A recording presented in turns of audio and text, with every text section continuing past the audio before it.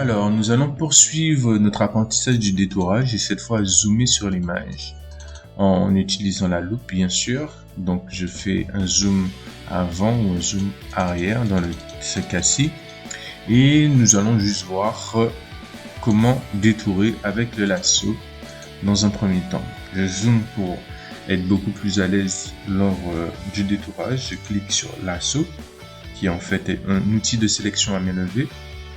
Et je vais cliquer autour de mon personnage. Alors, pour aller plus vite, je vais m'arrêter au masque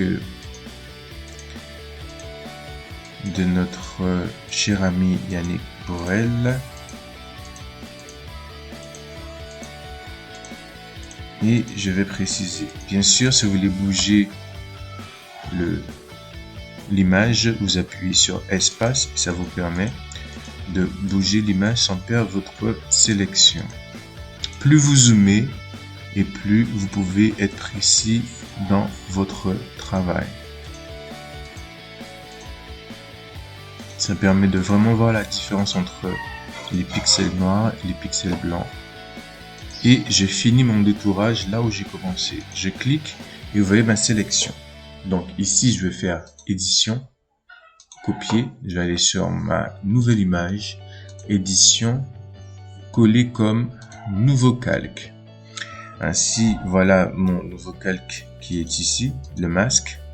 Et si je veux l'agrandir, je vais chercher cet outil de transformation. Si je fais un clic droit, vous voyez apparaître plusieurs possibilités.